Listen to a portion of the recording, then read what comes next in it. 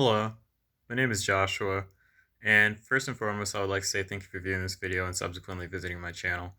The topic of this video is going to be on truth in relation to frameworks of truth schemas and why I don't think that it will be the case that human beings can really know the truth to a very strong, comprehensive state. And so, first things first, this is a response to a video of my friend Dominic say making his video on truth schemas and how he views that people have different truth schemas and how these variations in schemas lead us to coming to truth in our thoughts, expressions, and opinions. And so, first things first, um, the first thing I want to talk about is comprehensive truth and the lack of ability to come to comprehensive truth. Why comprehensive truth, as in truth that is totally encompassing and exhaustive in its rendering, is difficult, is because of, I feel, the limits in perception or the plurality of perceptual frameworks in human cognition. And how I would like to describe this is to say that human perception, in terms of whatever it is we're seeing whenever we're looking at the world, is not dependent on necessarily the state of frames of the world itself, in the sense of the state of affairs that are present at hand, but are also dependent on the various states of emotions and moods that we're experiencing that have some sort of connective history to our personality and our temperament, as well as our experiences in the world. But exactly why it is anybody has the latent context of moods that they experience is not anything I'm going to be able to tell you, especially not in this video. But suffice to say that if you're hungry, it changes the way that you see the world. If you're angry, it changes the way that you see the world. If you're happy, it changes the way that you see the world. If you're sad, it changes the way that you see the world. If you're curious, it changes the way that you see the world. If you're playful, it changes the way that you see the world. If you're in love, it changes the way that you see the world. Our ways of perceiving and understanding the world is so varied, based on things that don't have something to necessarily do with the immediate states of the material affairs of the here and now, that it's hard for us to understand or to know the world in an exhaustive and totalizing sense, because human cognition is not here to be something that appraises the world from a standpoint of accuracy. It's here to evaluate the world and appraise it from a standpoint of, let's just say, satiation, or there are many different modalities, but it's what cognition is rested upon. And this is just the general picture. This is generally what cognition is rested upon. Different emotional states that create different frameworks of appraisal. And next, you have it the case that when you look, I suppose, more at the general frameworks of cognitive states, there is just the fact that human beings are social creatures, and due to the fact that we're social creatures, we almost have, whether it's present to our mind or underneath the background of our conscious thinking, a need to distance ourselves from those social emotions. One of the ways in which you can look at the fact that we tend to evaluate the world with our social emotions first is the fact that kids can, or even people, adults interacting with technology. We'll say it's irrational for somebody to get mad at a computer whenever it's not functioning properly, or whenever it's the case that their car won't come on and they need to get to work or whatever. How could you do this to me? Why do you choose to be inoperational at these very seminal or salient moments to my life? That's not exactly to say that that happens all the time. I can't really say whether or not it is indeed the case that human beings appraise the world with their social emotions first.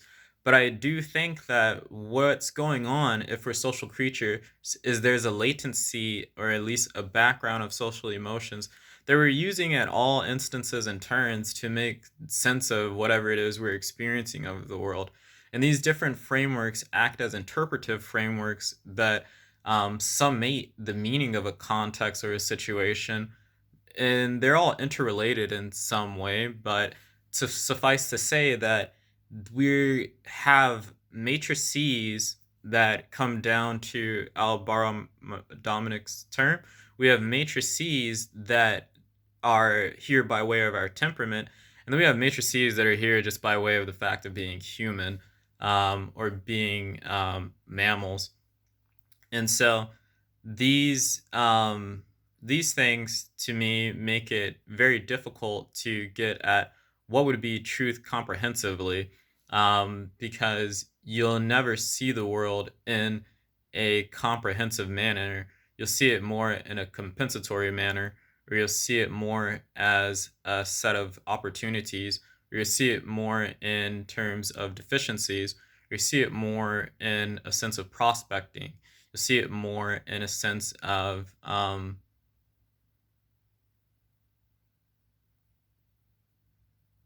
resting, but you'll never see the world as something other than, what it is we see or perceive.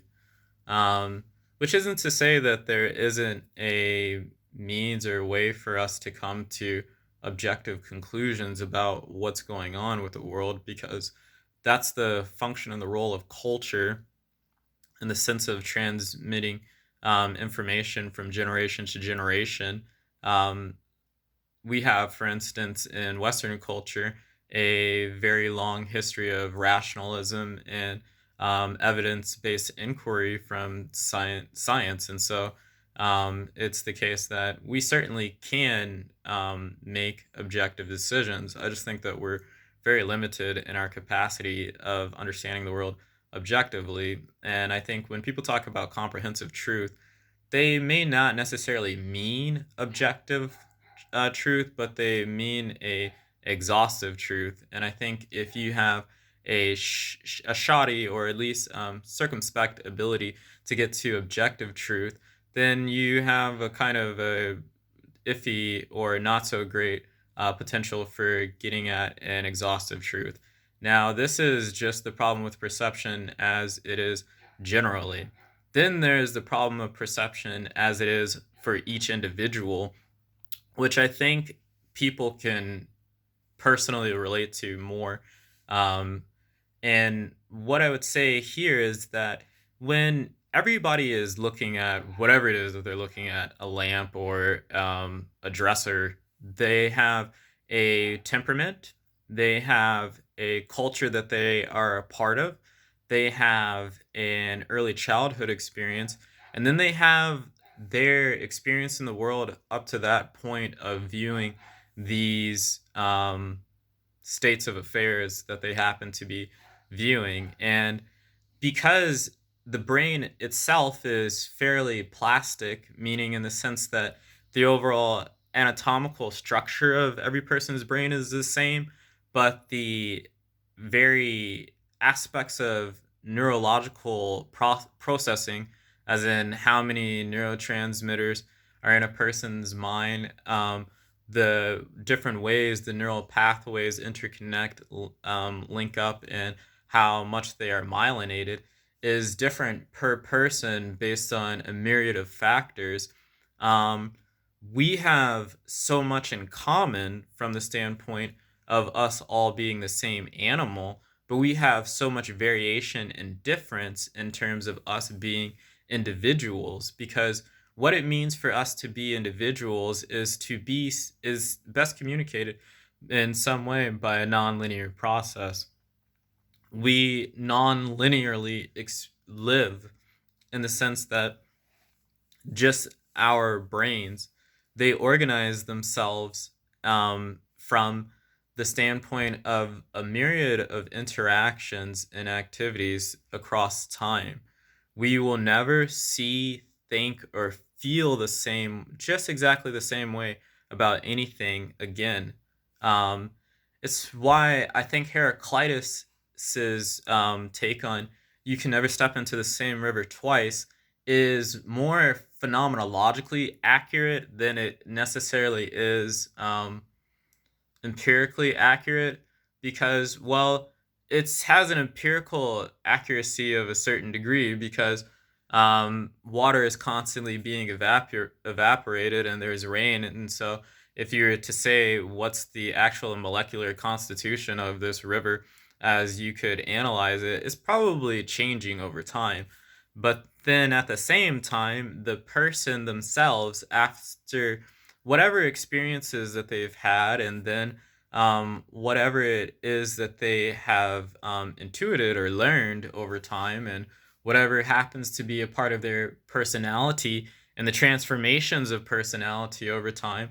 Maybe temperament stays the same, but our emotional climates shift and change as we age, and so too do our moods. It's it's just the case that a person from a phenomenological standpoint is not necessarily going to step into the same river twice, because what it is that they understand as river and why it's there, or what it feels like, maybe doesn't change to any significant degree. Um, like, obviously, if they return to the river day after day after day after day, but if they're allowed to go some other place, or just have 5 years where they did not step into that river, they may, in all likelihood, see it as a completely new experience. And it's not the case that experience determines the truth of what something is, but I'm trying just to give an example or an illustration of how the pluralism of reality is a very difficult thing, because reality may not actually be very pluralistic. It is very pluralistic, so don't get me wrong. But the degree to pluralism of reality is not obvious. So, because what's most pluralistic about us trying to understand the world, or come to any conclusions about it, is the pluralism of being, or the pluralism of self, and then the pluralism of becoming. So we're not fixed state things, and our minds aren't fixed state things. They have periods. There's a developmental process that is a part of the mind, such that a child will not reason like an adult, and a adult will not reason like a senior, and there's a degradation of the mind. And so, because we're using our minds to try and come to comprehensive truth of the world, or our bodies, or our existence, or whatever it is, as the relation between our mind body as it is in an ecosystem, there's just a limit to what we're ever going to be able to know. And then comprehensive truth as a consensus is also, to me, a tenuous idea, because um, whenever I would take it back to the example of looking at a lamp, for instance, every person is a non-linearly organizing system. When each person looks at the lamp, necessarily what their attention attends to, what they interpret about the data that they experience, or what they interpret in terms of what the other persons or people see or are experiencing about the data really has more to say in terms of what's true about that person than may necessarily be indicative of the reality of the lamp or what people think, because we all have frames of reference that we're using at all times to understand the world. And it's only, I think, through experience and failure that we shed these frames like a snake and come to new ones. But I don't think that any one frame can actually, from maybe more so a materialistic standpoint, be encompassing or exhaustive. Therefore, there couldn't be a comprehensive frame a comprehensive framework of truth. And um, I would also say that the way it seems to me that thinking works is that perspective matters. I think Nietzsche was very accurate about this, because I oftentimes notice, for instance, like whenever I'm trying to think of whether or not there are fundamental things or there are not fundamental things, is that take, for instance, that the universe itself has an evolution and it's going to change over time. And it already has changed over time. It's changed from the very beginning of its conception to what we see now. And the reason why certain states of affairs seem fixed is due to the fact that our universe is very polluted with light. It's due to the fact that the Earth is in a period of stability. Their gravity and other astrological objects have um, organized themselves such that asteroid fields and other phenomena are less likely to bombard this planet due to the alignment of the planets themselves. But um, these are all aspects of physics, and no things that I don't think, at least, that anybody had any part in orchestrating or designing. And just like this state of affairs that we see in the universe at present now is a matter of a certain evolution of a state of affairs, so too are the ideas or concepts that are most germane to our understanding of the state of affairs of the world as we see it now. And as the state of affairs of the world change, so too will our understanding change, and what seems germane about conceptualizing it or reasoning about it. I can very much so conceive a time, maybe million years from now, where certain truths that we take fundamental, they won't be fundamental anymore, because just the type of person, if we have humans and on the earth at that point in time anymore, won't have the cognitive makeup that deposes us to think of those things in the first place. And so um, maybe that's a very longer roundabout way of saying that I think time, in terms of when time exists and how time can be understood with respects to the background of the evolution of the universe, if you will, plays a big part in whether or not something is fundamental or not. Because almost all things, from what I've studied with respects to material science, has had some emergence. Maybe we don't know why it emerged or exactly when it emerged, but there's a cascading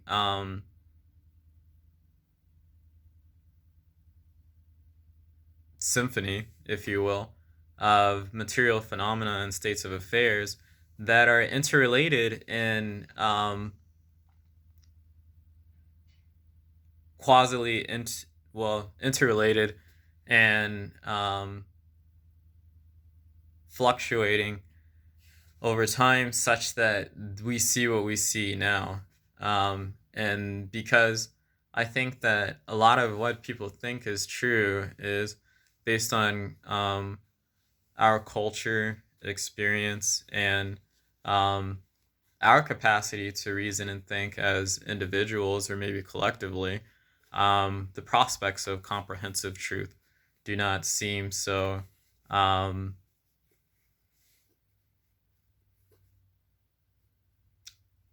great. I wouldn't say I'm necessarily optimistic about like um, epistemology, though I very much so am a philosopher and value it. So this is philosophy or a mode of philosophizing. Even though I think these things about knowledge are truth, it doesn't mean like I don't read exhaustively or something like that. But I would say further from this point where and the way I best summarize like this conundrum is a fish in a fishbowl. So I'll talk about this metaphor specifically because Dominic references it in his video. A fish in a fishbowl is trying to communicate what I just communicated now. The problem of perception. I don't. I do not. It's not that I think that we're objects independent in the world. It's just that the way in which people think that our connectivity to the world is something that has some sense is wrong to me because how we are connected to the world is not necessarily independent of the evolution of the world itself. And because the world itself doesn't seem to be like a fixed thing, we're not fixed in terms of the meaning of this connectivity over time. Um, Trying to like go to it and make sense of it from the standpoint of some ultimate like exhaustive framework to me doesn't seem to be possible just given what we are, and that is because I think we're animals. So that is why I come to that conclusion, and I can't say anything more on it. And how I describe this conundrum as a fish in the fishbowl. Why a fish in a fishbowl is different than a brain in a vat is because I think a brain in a vat is too um,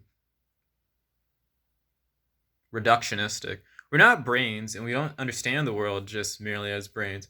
We're an organism. That's fundamentally what we are. And there's a state of affairs that is constructed around us. That's our mind. I don't know what the world is. I mean, the fish can be in a fishbowl in the middle of a very elaborate mansion, but will it ever understand fully that mansion? No. And I think that that's more of the position of us. We're fishes in a bowl looking at an elaborate mansion, which is the world or something like that. But the bowl is not a representation of the world. The bowl is a representation of our mind or the problem of perception. And so that's what I would say about it. I do think that the best means of coming to truth is something of a, a tapestry, or like trying to have the most holistic picture one can have.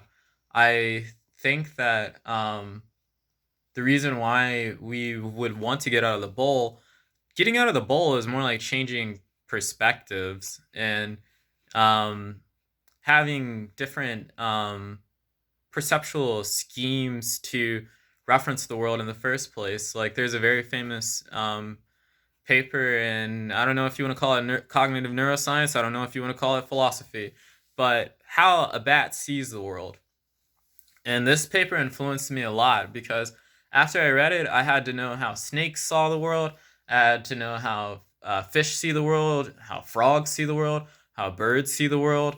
I need to know like how different things see the world because I always had the thought experiment that even if you compiled all of the different perceptual schemas on one another, so say human beings could see the world like a bat, say they could see it like a snake, say they could see it like a fish, say they could see it like we see it now, say they could see it like a frog. Why are all these things relevant is because each different perceptual scheme that's out in nature is attuned to some different aspect of material information. So for instance, for instance, we see photons, or we have um, the capacity to deal with electromagnetic radiation of a certain spectrum. Fish have the same capacity. It's just that they see the world in microwaves and various other wavelengths. So they don't see the world in, well, some fish do. I don't know about all fish. This hasn't been exhaustive, but I just know that fish see the world in waves of, in microwaves. What does it mean to see the world in terms of microwaves? I have no fucking clue. What it means to see the world in terms of sonar, um, I don't know. Um, I I would think that if we could perceive the world in all of these different ways, it would radically inform our perceptions of what it means to exist, and what it means to be human, or anything else for that matter, or what the world is. Because I think even why we think of the world as made up of matter is due to the fact that we're tool wielding, or we can like see pebbles or stones or whatever. Like seeing chips of a mountain fall off can spark the idea that, you know what, I could look at this mountain as made up all of these like pieces of stone or rock, and from that we think of divisibility. Whenever it's the case that we can like cut and segment things and chop them up in very little detail, like we do food or whatever, due to the fact that we have the capacity to wield tools, we think of the world in terms of being made up of fundamental constituencies. Or when we see something burn, and after we see the wood or the whatever object, after the fire exhausts itself, there's something left. Maybe we think that's what's fundamental. But because we have all these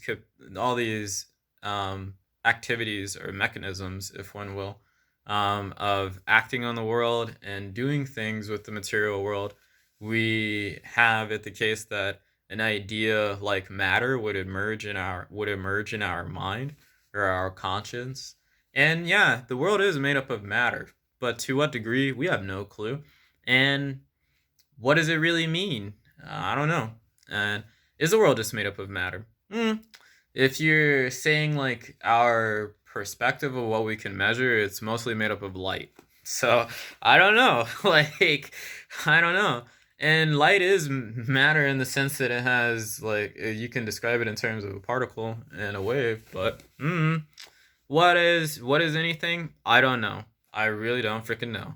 But I think that um, what I value most, maybe I'm like Socrates in this way, um, is the exercise of thinking and reasoning because it's fun. That's the only thing I can say.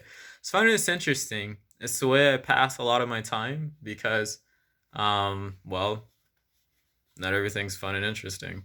And so that's what I would say. That's ultimately what I mean by a fish in a fishbowl. And getting outside of the bowl, it's about changing one's perspectives, because I think that's the only hope we have. Um, then I would say that the aim is a comprehensive or a holistic rendering of some phenomenon, but that's only because no person can have a comprehensive or totalizing view of a phenomenon, at least not independently.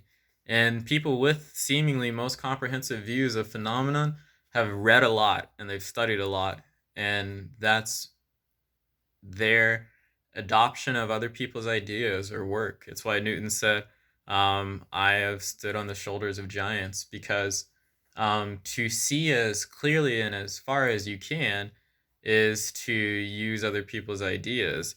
However, each of those people were human as well. And so there's a limitation. I mean, there's always going to be a limit. Um, and so we have an imperfect tapestry nonetheless. But hey, I like the way that it looks. It doesn't. I'm not so much of a believer in universals and the need or the necessary inherent need for them in order for the world to make sense. I think the world's made sense to human beings from an intuitive standpoint for a long time.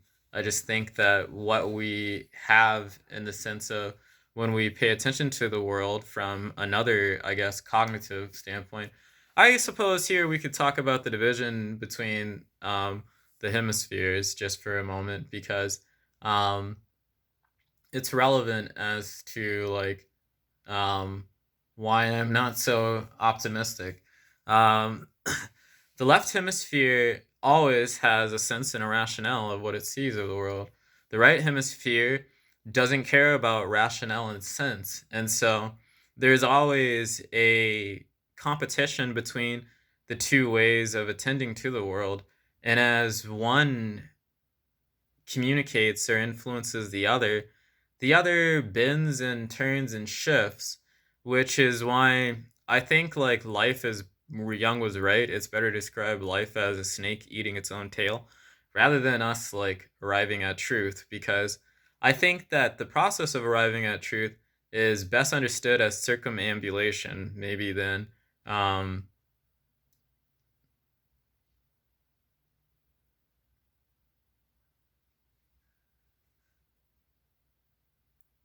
I do this measurement and I come to this conclusion.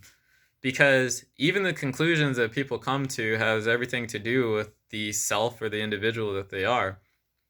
And that seems to be the only thing true from an absolute objective standpoint, which is why to me Nietzsche was right about philosophers.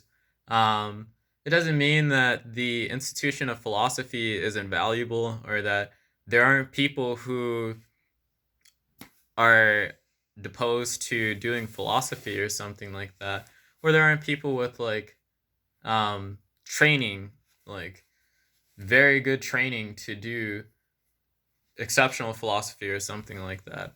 All of those things are true, but what philosophy is about may just be circumambulation and nothing else. Though it's fundamentally, and this is like the issue with fundamentalism because it seems to reduce it all. Because when I'm talking about these things, does it feel like circumambulation? No, it feels like I'm thinking and I'm proposing conclusions or sharing what it is I've been reasoning and thinking about over time. But maybe to the most fundamental level of like the thing we can actually know, like what it means to be human, yeah, that's probably all that's going on.